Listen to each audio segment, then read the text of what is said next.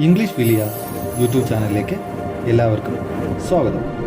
ഇന്ന് നമ്മൾ പഠിക്കാൻ പോകുന്നത് ഒരുപാട് പേർക്ക് ഡൗട്ട് വരുന്ന ഒരു കാര്യമാണ്. അതായത് ക്യാൻ അല്ലെങ്കിൽ ബി ഏബിൾ ടു എന്ന് പറഞ്ഞൊരു സംഭവം. അത് ഒരുപാട് പേര് എന്നോട് ഡൗട്ട് ചോദിച്ചിട്ടുണ്ട്.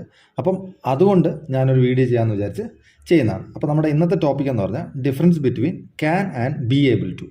ബി ഏബിൾ ടു എന്ന് പറഞ്ഞാൽ ഇത് എല്ലാവർക്കും ഡൗട്ട് ഉണ്ടെന്ന് നമുക്കറിയാം. ബി ഏബിൾ ടു എന്ന് പറഞ്ഞാൽ എന്താ? ബി ഏബിൾ ടു എന്ന് പറഞ്ഞാൽ ആം, ബിക്ക് പകരം നമുക്ക് ആം, ഈസ്, ആർ പ്രസൻറ്റൻസിലും വാസ് വെയർ പാസ്റ്റ് ടെൻസിലും ഉപയോഗിക്കാൻ പറ്റും. മനസ്സിലായല്ലോ?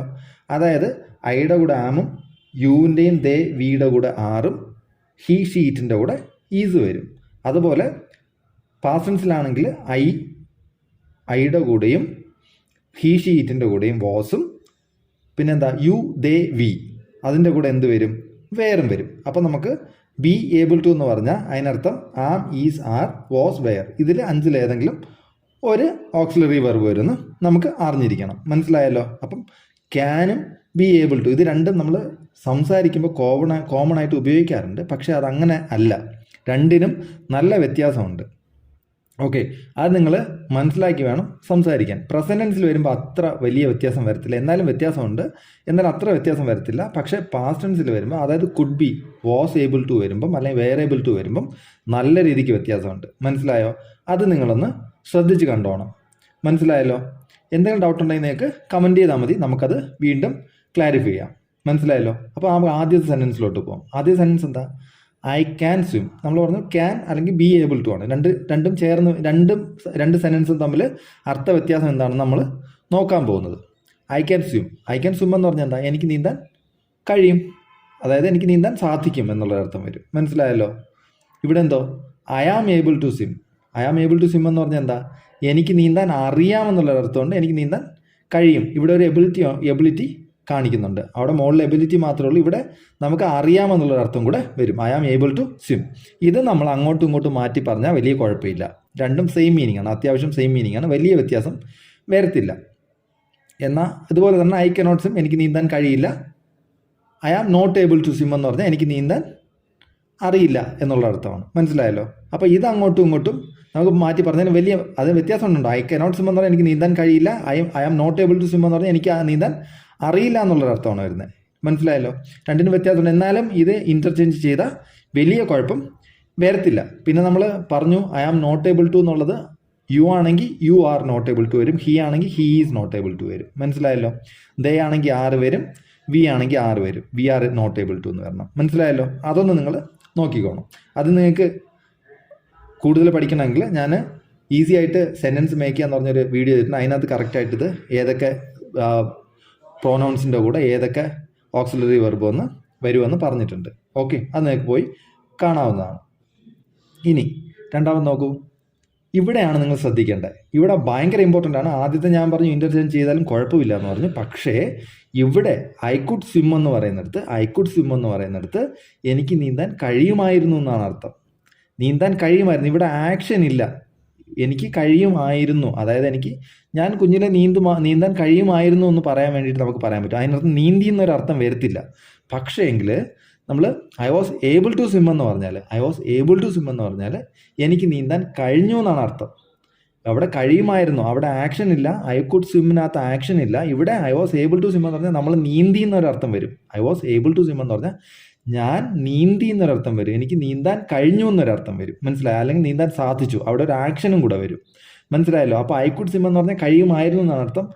I was able to swim എന്ന് പറഞ്ഞാൽ ഞാൻ നീന്തി എന്നൊരർത്ഥം കൂടെ വരും. നീന്താൻ കഴിയുമായിരുന്നു എന്നാൽ നീന്തയും കൂടെ ചെയ്തു എന്നുള്ളൊരർത്ഥം വരും. മനസ്സിലായല്ലോ? ഇനി ഐ കുഡ് നോട്ട് സ്വിം എന്ന് പറഞ്ഞാലോ, എനിക്ക് നീന്താൻ കഴിയുമായിരുന്നില്ല. I was not able to swim എന്ന് പറഞ്ഞാൽ നീന്താൻ കഴിഞ്ഞില്ല, അതായത് എനിക്ക് നീന്താൻ കഴിഞ്ഞില്ല, അവിടെ കഴിയുമായിരുന്നില്ല. ഇവിടെയും വലിയ വ്യത്യാസം വരുന്നില്ല. ഇത് നമുക്ക് ഇൻ്റർചേഞ്ച് ചെയ്ത് പറയാൻ പറ്റും. മനസ്സിലായല്ലോ? I could not swim, I was not able to swim. മനസ്സിലായല്ലോ? ഇതും വലിയ കുഴപ്പം വരത്തില്ല. ഇനി ആദ്യത്തെ ഐ കുഡ് സ്വിമ്മും ഐ വാസ് ഏബിൾ ടു സ്വിമ്മും വളരെ ഡിഫറെൻ്റ് ആണ്, അത് നിങ്ങൾ ഓർത്തോണം. മനസ്സിലായല്ലോ? ഐ കുഡ് നോട്ട് സ്വിമ്മിൻ്റെ അർത്ഥം എനിക്ക് നീന്താൻ കഴിയുമായിരുന്നില്ല. I was not able to swim എന്ന് പറഞ്ഞാൽ നീന്താൻ കഴിഞ്ഞില്ല എന്നാണ് അർത്ഥം. ഇവിടെ നമുക്കൊരു ആക്ഷൻ വേണമെങ്കിൽ നമ്മളിപ്പം കുറച്ച് നീന്തി എന്നിട്ട് നീന്തി കടക്കാൻ കഴിഞ്ഞില്ലെങ്കിൽ നമുക്ക് I was not able to swim തന്നെ പറയണം. മനസ്സിലായല്ലോ? അതായത് ആക്ഷൻ വരുന്നുണ്ടെങ്കിൽ നിങ്ങൾ ഇങ്ങനെ പഠിച്ചു വെക്കണം. ആക്ഷൻ വരുന്നുണ്ടെങ്കിൽ അതിനകത്ത് I was not able to swim പറയാൻ പറ്റുള്ളൂ. നമ്മളല്ലാതെ കോമൺ ആയിട്ട് നമുക്ക് അറിയാം, നമുക്ക് കഴിവുണ്ട് എന്ന് പറയാൻ വേണ്ടിയിട്ടാണെങ്കിൽ നമുക്ക് ഐ കുഡ് ഉപയോഗിക്കാം. മനസ്സിലായോ? ഇപ്പോൾ മനസ്സിലായെന്ന് ഞാൻ വിശ്വസിക്കുന്നു. അതായത് ഐ കുഡ് സ്വിം എന്ന് പറഞ്ഞാൽ എനിക്ക് ആ കഴിവുണ്ട് എന്നാണ് അർത്ഥം. I was able to swim എന്ന് പറഞ്ഞാൽ ഞാൻ ആ പ്രവൃത്തി ചെയ്തു എന്നാണ് അർത്ഥം. മനസ്സിലായെന്ന് വിശ്വസിക്കുന്നു. ഇനി ഇവിടെ നോക്കൂ, I could cross the river. എനിക്ക് റിവർ ക്രോസ് ചെയ്യാൻ കഴിയുമായിരുന്നു എന്ന അർത്ഥം എന്താ? എന്നാൽ ഞാൻ ക്രോസ് ചെയ്തില്ല. ഇവിടെ അങ്ങനെ ഒരു അർത്ഥം കൂടെ വരും. I could cross the river എന്ന് പറഞ്ഞാൽ എനിക്ക് ക്രോസ് ചെയ്യാൻ കഴിയുമായിരുന്നു, എന്നാൽ ഞാൻ ക്രോസ് ചെയ്തിട്ടില്ല. ഇവിടെ ആക്ഷൻ ഇല്ല, ഇവിടെ എബിലിറ്റി മാത്രമേ നമ്മൾ പറയുന്നുള്ളൂ. അല്ലെങ്കിൽ ഞാൻ കുഞ്ഞായിരുന്നപ്പോൾ എനിക്ക് ക്രോസ് ചെയ്യാൻ കഴിയുമായിരുന്നു. ഇനി I was able to cross the river എന്ന് പറഞ്ഞാലോ, I was able to cross the river എന്ന് പറഞ്ഞാൽ എനിക്ക് നീന്താൻ കഴിഞ്ഞു. എനിക്ക് നീന്താൻ കഴിഞ്ഞു എന്നൊരർത്ഥം വരും. മനസ്സിലായല്ലോ? പാസ്റ്റിൽ എനിക്ക് നീന്താൻ I was able to cross the river, എനിക്ക് നീന്താൻ കഴിഞ്ഞു. അവിടെ ഒരു ആക്ഷൻ കൂടെ വരണം. മനസ്സിലായെന്ന് വിശ്വസിക്കുന്നു. ഇനി I could cross the river when I was young. I could cross the river when I was young. ഞാൻ ചെറുപ്പമായിരുന്നപ്പോൾ എനിക്ക് നീന്താൻ കഴിയുമായിരുന്നു. അപ്പം കഴിയുമായിരുന്നു എന്ന് പറയുവാണ്, എനിക്ക് സാധിക്കുമായിരുന്നു എന്ന് പറയുവാണ്. പക്ഷെ അവിടെ നമ്മൾ റിവർ ക്രോസ് ചെയ്തിട്ടില്ല. മനസ്സിലായല്ലോ? റിവർ ഇവിടെ നമ്മൾ ക്രോസ് ചെയ്തിട്ടില്ല. ഇനിയോ, I was able to cross the river when I was young. എനിക്ക് റിവർ ക്രോസ് ചെയ്യാൻ ചെറുപ്പമായിരുന്നപ്പോൾ സാധിച്ചിരുന്നു എന്ന് പറഞ്ഞാൽ ഞാൻ ചെയ്യുമായിരുന്നു എന്നുള്ള അർത്ഥം കൂടെ വരും.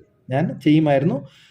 I could cross the river when I was young എന്ന് പറഞ്ഞാൽ എനിക്കെന്താ കഴിയുമായിരുന്നു. ഞാൻ ചെറുപ്പമായിരുന്നപ്പോൾ എനിക്ക് റിവർ ക്രോസ് ചെയ്യാൻ കഴിയുമായിരുന്നു. ഇവിടെ I was able to cross the river എന്ന് പറഞ്ഞാൽ വെൻ ഐ വാസ് യങ് എന്ന് പറഞ്ഞാൽ ഞാൻ ചെറുപ്പമായിരുന്നപ്പോൾ എനിക്ക് റിവർ ക്രോസ് ചെയ്യാൻ കഴിഞ്ഞിരുന്നു. അപ്പോൾ കഴിഞ്ഞിരുന്നു രണ്ടിനും വ്യത്യാസമുണ്ടാകും. മലയാളം നിങ്ങൾ ശരിക്കറിയാമെങ്കിൽ നിങ്ങൾക്ക് മനസ്സിലായല്ലോ? അതായത് വാസ് ഏബിൾ ടുനകത്ത് അല്ലെങ്കിൽ ബി ഏബിൾ ടുനകത്ത് എപ്പോഴും ഒരു ആക്ഷൻ കൂടെ വരും.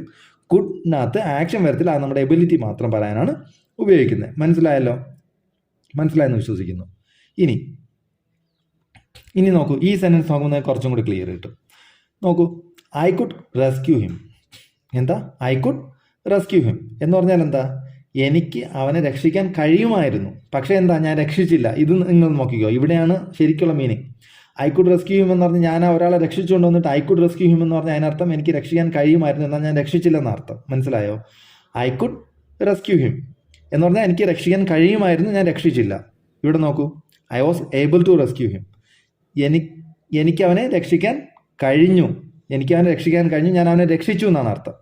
ഞാൻ അവനെ രക്ഷിച്ചു. I was able to rescue him എന്ന് പറഞ്ഞാൽ ഞാൻ അവനെ രക്ഷിച്ചു എന്നാണ് അർത്ഥം. മനസ്സിലായല്ലോ? അപ്പോൾ രണ്ടിൻ്റെ വ്യത്യാസം മനസ്സിലായോ?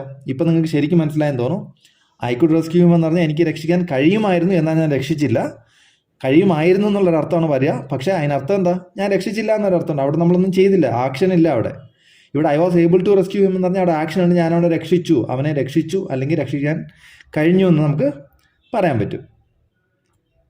മനസ്സിലായല്ലോ? ഇനി I could not rescue him. എനിക്ക് അവനെ രക്ഷിക്കാൻ കഴിയുമായിരുന്നില്ല എന്ന് പറഞ്ഞാൽ ഞാനവിടെ രക്ഷപ്പെട്ടു വന്നു, പക്ഷേ എനിക്ക് അവനെ രക്ഷിക്കാൻ കഴിയുമായിരുന്നില്ല. നമ്മുടെ എബിലിറ്റി നമ്മൾ പറയുകയാണ്, നമുക്ക് കഴിയുമായിരുന്നില്ല എന്ന് തന്നെ പറയുവാണ്. ഇവിടെ I was not able to rescue him. ഇവിടെ ആക്ഷൻ ഉണ്ട്, നമ്മളൊന്ന് ട്രൈ ചെയ്തിട്ടുണ്ടാവും, പക്ഷേ അവൻ രക്ഷിക്കാൻ നമുക്ക് കഴിഞ്ഞില്ല എന്നുള്ളൊരർത്ഥം. നമുക്ക് കഴിഞ്ഞില്ല അല്ലെങ്കിൽ അവനെ ഞാൻ രക്ഷിച്ചില്ല എന്നുള്ളൊരർത്ഥമാണ് ഇവിടെ വരുന്നത്. I was not able to rescue him എന്ന് പറയുന്നത്. ഇനി ഇത് രണ്ടും നോട്ട് വരുമ്പോൾ വലിയ വ്യത്യാസം വരില്ല, നിങ്ങൾക്ക് ഏത് വേണമെങ്കിലും പറയാം. പക്ഷേ I could not rescue him ആയിരിക്കും കുറച്ചും കൂടി നല്ലത്. എന്ന് പറഞ്ഞാൽ എനിക്ക് കഴിഞ്ഞില്ല. മറ്റത് നമ്മൾ ട്രൈ ചെയ്തു എന്നുള്ളൊരർത്ഥം കൂടെ വരും. മനസ്സിലായല്ലോ? നമ്മൾ I was not able to rescue him എന്ന് പറഞ്ഞാൽ അവിടെ ഒരു ആക്ഷൻ കൂടെ വരും. മനസ്സിലായല്ലോ? ഇനി ഐ കുഡ് വിൻ. ഇവിടെ നോക്കൂ, എനിക്ക് ജയിക്കാമായിരുന്നു.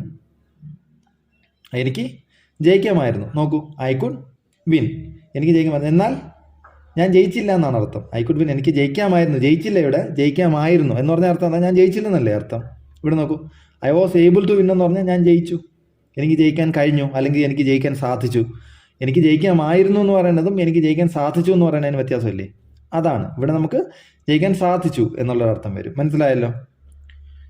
You could win. ഇവിടെ ഞാൻ യു കുഡ് വിൻ എന്ന് പറഞ്ഞാൽ നമുക്ക് ആ വാസ് ഏബിൾ ടു ആ വെയർ ഏബിൾ ടു മാറ്റാനുള്ള ഇതിന് വേണ്ടിയിട്ടാണ് പറഞ്ഞത്. യു കുഡ് വിൻ, നിനക്ക് ജയിക്കാൻ കഴിയുമായിരുന്നു, എന്നാൽ നീ ജയിച്ചില്ല. ജയിക്കാൻ കഴിയുമായിരുന്നു, എന്തെങ്കിലും കാരണം കൊണ്ട് ജയിച്ചില്ല. മനസ്സിലായല്ലോ?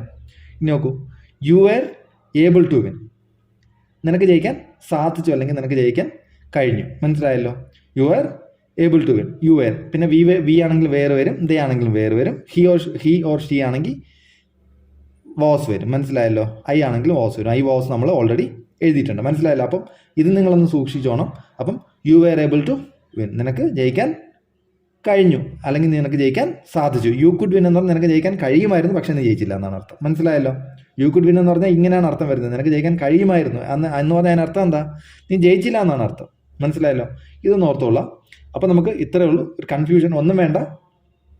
ക്യാൻ എന്ന് പറഞ്ഞാൽ നമ്മുടെ ഒരു എബിലിറ്റി പറയാൻ വേണ്ടിയിട്ടാണ്, നമ്മുടെ ഒരു കഴിവിനെ പറയാൻ വേണ്ടിയിട്ടാണ് നമ്മൾ ക്യാൻ ഉപയോഗിക്കുന്നത്. ബി ഏബിൾ ടു എന്ന് പറഞ്ഞാൽ അതിന് ആക്ഷൻ കൂടെ വരും, നമ്മൾ ആ പ്രവൃത്തി ചെയ്തു എന്നുള്ളൊരർത്ഥം കൂടെ വരണം. മനസ്സിലായല്ലോ? മറ്റത് കഴിവ് മാത്രം, എബിലിറ്റി മാത്രം കാണിക്കും, ഇവിടെ ഒരു ആക്ഷൻ കൂടെ വരും. മനസ്സിലായല്ലോ? എബിലിറ്റിയും വരും പ്ലസ് ആക്ഷൻ കൂടെ വരും. മനസ്സിലായല്ലോ? ബി ഏബിൾ ടു എന്ന് പറഞ്ഞാൽ. ഇനി എന്തെങ്കിലും ഡൗട്ട് ഉണ്ടെങ്കിൽ നിങ്ങൾ കമൻറ്റ് ചെയ്യുക, നമുക്ക് ക്ലാരിഫൈ ചെയ്യാൻ ശ്രമിക്കുന്നതാണ്. ഓക്കെ, അപ്പോൾ ഇത്രയും നേരം എൻ്റെ വീഡിയോ കേട്ടതിന് thank you very much. C you soon.